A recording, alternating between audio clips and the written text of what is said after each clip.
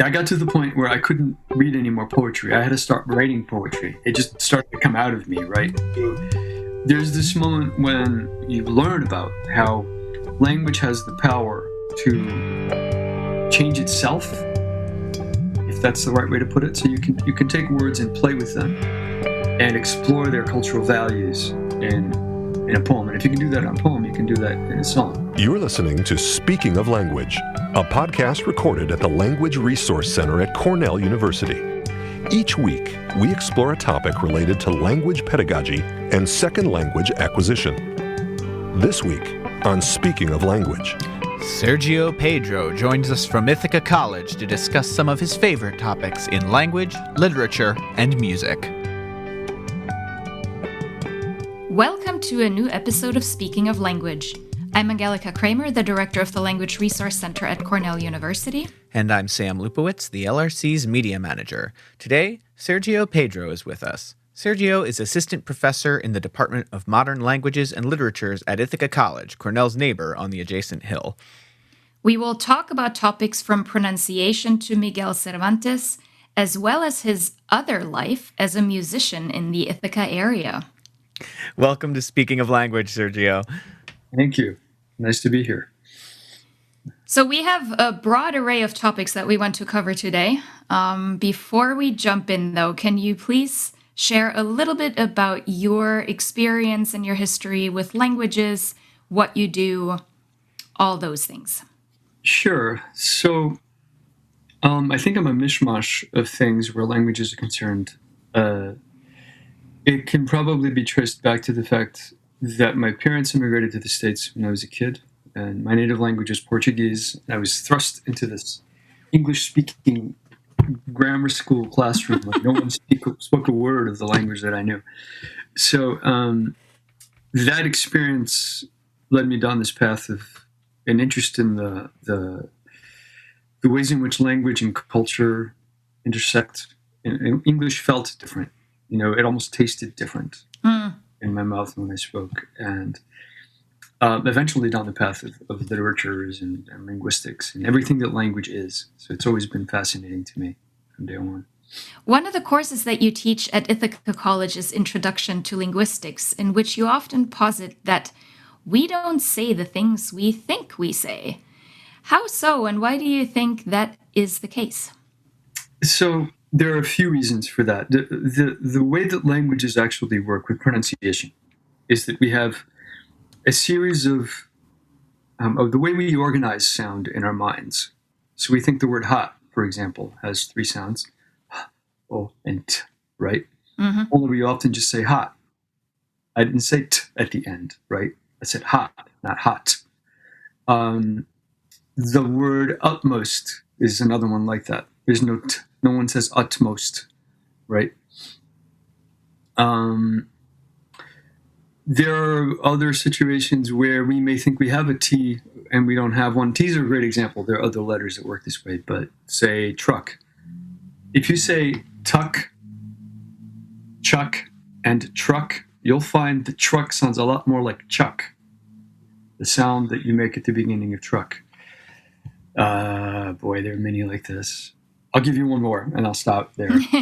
So the beginning of the word drama sounds more like judge than it does like dominant, to keep the ah sound.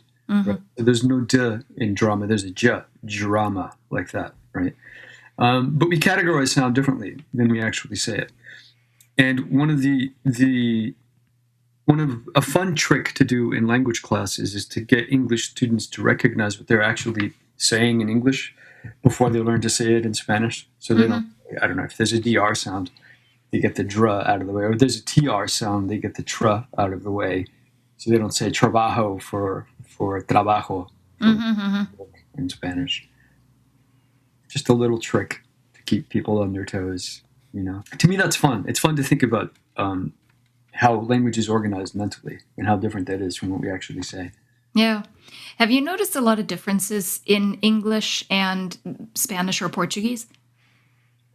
With regard to that, yes, I think English is a worse offender. I don't mean to put it to, it's not a bad thing to have that, but it is, English is less, correlates less, in terms of what we say, correlates less to how we think we say it than it does in other languages. Yeah, I remember when I learned English, I think a lot of the homophones, it's just insane, And for me, it was always really important to have the written word alongside the spoken version. I mean, that certainly helped me in that regard. But yeah, language is a fascinating thing. I'm sure you get regional dialects that make that diverge even more. But is that something that you see sort of consistently, or does it, again, is that language dependent or region dependent? So different languages vary. The dialects of the languages vary in different ways. In English, most dialects vary by vowels. So someone in New York might say oil, and someone in Texas, I'm going to botch this, might say all, or something of the sort. Yeah. Right. And the rest of the country might say something in between that. Whereas actually in Spanish, the dialects vary by the way the consonants are pronounced. All Spanish dialects have 5 vowels.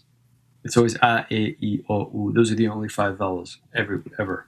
So, whereas, say, Spain might say, yo estoy bien, for I am fine.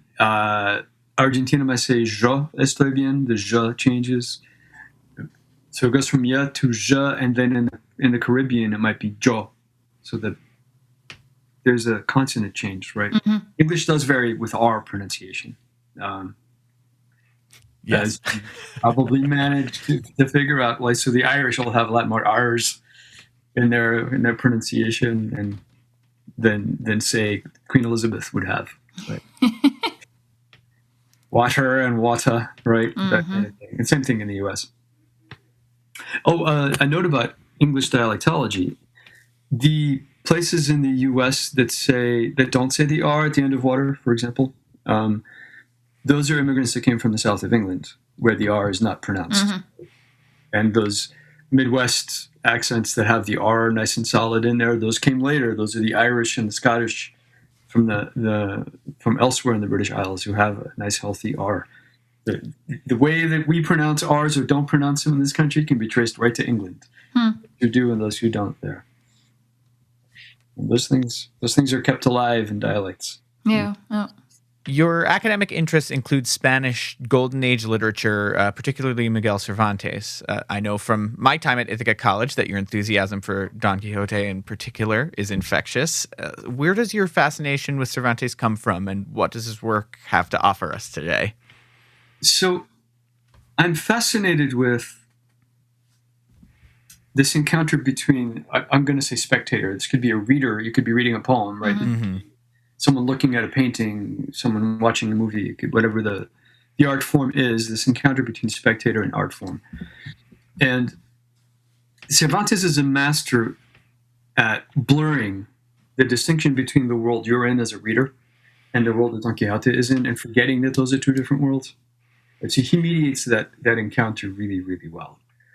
I don't want to get into literary criticism here, but to keep things in simple terms, he has Don Quixote travel throughout real places in real Spain, right? So his trajectory, people have made maps of where Don Quixote's adventures took him, right? You can find them online. And there's a moment, for example, where Sancho runs into, in the second part of Don Quixote, so he has 2 books, part 1 and part 2. Sancho, Don Quixote's trusty squire, is in a conversation with people who have read part 1 of the Quixote. So if you think about this, you have a character talking to characters who have read about him in a novel published about him, right? So this blurring between the real world and the world of the novel is if you're not paying attention, you forget that that's a fictional world you're reading about. That's not the real world, right? So it makes it interesting to think about this in terms of how crazy really is Don Quixote, because he asks where he claims the whole time that there's a magician, a wizard, playing with his mind, not letting him see Dulcinea for who she really is, making him think she's this country lass who smells of garlic and doesn't look anything like he imagines her to be, right? So it puts some questions in your mind about what's really going on in the novel. And Cervantes is a master at that. Nothing is ever the way it looks. It's why I really like reading him. If maybe I could sum it up this way: if the purpose of art is to make you question, to make you wonder, to make you think twice about what you believe or what you think is real or what you think you believe, then Cervantes never will let you rest, right? You always have to be on your toes when you're reading him. And that's probably the thing I admire the most and I enjoy the most about reading him. I like to be made to feel uncomfortable, like I don't have it all down. That's a good thing for me. Yeah, so Cervantes is, maybe my favorite author of all time for that reason. But I have, there are other things that are great about art. So I'm also a big Tolkien fan. Uh-huh. I can read for fun, along with the best of them. And Tolkien's just a master of cadence. You read his language flows so smoothly. It's just a pleasure to read, right? Yeah. So it's also, it can be fun just because it's fun. That's also good. We had an episode, maybe a year ago now, with where we spoke with some PhD candidates at Cornell who created an alien language for one of the Marvel films that came out in the last couple of years. And it was interesting speaking with them because that's, that what their main focus is. How do you create a language from scratch? And they have to say, whenever you tell someone you do that, the first thing that always comes up is Tolkien. And we did read Tolkien, but that's not the only. Right, yeah, he's not the only. Right? So Star Trek had Klingon, and that's Star Trek. Yeah. And now you can learn all those languages on various apps. Isn't that crazy? Some of the most interesting moments in interlinguistics is I have students do presentations, and sometimes I get a student who knows Tolkien Elvish or knows Klingon, and I'm like, you have to present on that. That's a rule. You have to. Yeah. Teach us Klingon. That's your job. Yeah. Nice. It's fun stuff. So it's very apparent that you have a broad spectrum of interests, and we promise to also talk a little bit about music. So you are active in the local music scene. How did that all get started? Where was your start as a musician? I think my start as a musician was when I decided in sixth grade that I would do my homework with the radio on. Right? And I still remember, this is like a long time ago, late 70s. So we're talking, the stuff on the radio was like Neil Young and Deep Purple and early or 70s classic rock, as you might imagine. And I began to really, really like this music. And then I remember this moment, seemingly unrelated. I don't know if it was related or not, but so this may not seem related at first, but I promise it is. My parents had a friend who was my dad's boss here in the States. My dad's boss built a house in our hometown in Portugal. So we went to visit, my mom and I went to visit. The house was like they had just moved in. It wasn't even fully furnished yet. And sitting in the corner in the living room was their son's guitar. It was an acoustic guitar sitting there. My mother and my dad's boss's wife went throughout the house talking, and I never lost sight of that guitar. 12 years old, and I sat there and stared at that thing, and I'm like, for the next 2 years, I want a guitar. I want a guitar. I want a guitar. I want a guitar. Finally, my aunt took pity on me and bought me this cheap $20 guitar that's what I had until I was old enough to afford my own and get lessons and whatnot. But it was always there. It seemed like it was always a calling. I wanted to play. And when I finally learned to play and I started to jam with other people, to me that was heaven. Like that I could sit in a room with a guitar or a bass in my hand and we could make music and it would sound good. I never looked back. It's always been really, really awesome experience. Yeah. So that's how I got started, sort of, kind of. I played guitar for the longest time, and then the first time I played in a band, I actually played bass. They were looking for a bass player, and I'm like, I could try bass. Why not? I feel like that's the story of how many bass players got started. you've talked about how your experience has allowed you to live in two cultural-linguistic worlds. And has that affected your life as a musician and an artist? How has that influenced you or benefited you? I think that question has two answers. It's about how being in academia affects my day-to-day life, and then it's also about how being among musicians, sometimes some of whom never went to college, right, still allows me to connect with people, and what that brings back to academia. So first things first. The second one is easier to answer. So when I'm teaching intro to linguistics and we talk about dialectology, so if I ask someone, how are you doing, right, there are people who would answer, I'm doing good, and there are people who would answer, I'm doing well, right? And we all have this, all three of us, I can promise you, by looking at the two of you, I can tell, all three of us have this notion that I'm doing well is the right way to say it, right? Yes. That's what you're supposed to say, right? Only the reality is that many people say, I'm doing good. Yeah. So what determines that I'm doing well is the right way to say it?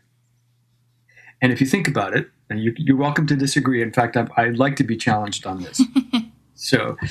But in my opinion, what determines that I'm doing well is the right way to say it is the fact that for the longest time, the people who got to go to college and write grammar books and linguistic encyclopedias and whatnot, and the books that we teach and learn from, were white males who were affluent and said, I'm doing well. Their dialect was the predominant dialect. Mm. So if the people who got to do that were people from, the middle or the lower class in Brooklyn or the Appalachian Hills or Black English, then we'd be using double negatives on a regular basis, and that would be correct. Yep. Right? So this is just accidental that we happen to think this is the correct way to speak. Right? I'll stay away from the political repercussions of that and what that might mean for stigmatizing dialects and the like. But I wish I could challenge you, but I'm afraid I agree. It was, it's funny for me. That's a concept that I had to get my head around, and that I have come to understand and agree with, but was not how I was raised. My mom was the one who was very attentive to how we would speak. The first one in her family to go to college, so it was this very, it was this meritocracy, this climbing the ladder thing that motivated that. Right. And so to remove the sense of superiority from my knowledge of the language was a reckoning that I had to go through. Yeah. I did too. Yeah. I was convinced when I was 18 that I was smarter than a lot of other people because I spoke better English than they did. I was I had a drop. Yeah. Yeah. Okay. So I said there was a two-part answer. How does my being an academic influence my artistic? That's an easy answer too. So, when I got my PhD for my orals, I had to read lots of poetry. There were probably 30 or 40 authors that were poets, and there were this maybe this 3 or 4 month span that all I did was read poetry. That got to the point where I couldn't read any more poetry. I had to start writing poetry. It just started to come out of me, right? Mm-hmm. So there's this moment when you become indoctrinated into and you learn about how language has the power to change itself, if that's the right way to put it. So you can take words and play with them and explore their cultural values in a poem. And if you can do that on a poem, you can do that in a song, right? You can play with words and with what they mean. You can create moments that are lighthearted. You can create moments that are emotionally heavy. You can just play with words for the fun of it. A fish would do this, right? Fish might just play with with some lyrics to make them fun, right? And I think that's I feel blessed that I have that I can sit and write lyrics and go in whatever direction the song happens to feel for me, and have the words come out. Do you write in multiple languages, or is English mostly what you write in? So, yes to both of those. I write mostly in English, but I have written in Portuguese and Spanish as well. Okay. Yeah. Cool. So before we sign off, we would like to ask you to share your favorite word with us in a language that you love, that you speak, that you want to learn. What's that favorite word? Okay, so I'm really, really glad that Sam told me ahead of time that you were going to ask me this question. I had time to think about it. Right? Yes. This is sort of like asking you, Sam, what's your favorite song? Right. Ooh, yeah. Yeah. Like how do you answer that question? But I came up with a good one that I think I like, so I'm going to go with it. It has an equivalent in English. The word is baroque in English. It's barroco in Portuguese, and I'm going with the Portuguese word for a reason. So the Baroque is this era that explores darkness, uncomfortable themes. If you know the work of Caravaggio, the Italian painter, his stuff is all dark and gloomy. There's a Spanish poet by the name of Quevedo who writes, like, his poetry has 4-letter words, cuss words in it. It's the idea that making the spectator, again, uncomfortable is okay. In fact, that's a good thing to do, to challenge whatever comfort zone that spectator is in. You want to challenge that, right? So the Baroque embodies that, and I like that in an artistic movement. But the interesting thing about this word is that its origin is somewhat disputed. Nobody really knows how it got started or where it came from. There are a few different theories. One of the theories, and it's not necessarily the right one, but one of the theories is that it came from the Portuguese for a distorted pearl. So a pearl that's imperfect, that's kind of, look right. So given the mystery behind the word, we don't really know where it comes from, and then the movement that it came to represent. I think I like that word. It's an interesting word. Nice. That's my story. I'm sticking with it. My word is... Sounds good. Well, thanks so much for speaking of language with us, Sergio. Oh, yeah, my pleasure. Thank you for inviting me. This has been fun. It's been a blast. Next week, you'll hear from Rachel Beatty-Riedel, the new director of Cornell's Mario Einaudi Center for International Studies and professor in the Department of Government. We will talk about the new Migrations Initiative and other events and programs at the Einaudi Center. Until then... Auf Wiederhören! The Language Resource Center is located on the ground floor of Stimson Hall on Cornell's main campus in Ithaca, New York. Check us out on the web at lrc.cornell.edu or look for Cornell LRC on Facebook and Twitter. Speaking of Language is produced by Angelica Kramer and Sam Lupowitz. Recorded by Sam Lupowitz. Original music by Sam Lupowitz, Dan Gable, and Joe Gibson. Thanks also to the College of Arts and Sciences at Cornell University. As a reminder, the ideas and opinions expressed on this podcast do not reflect those of the College of Arts and Sciences or any other official entity of Cornell University. We thank our listeners, and do stay tuned for our next episode.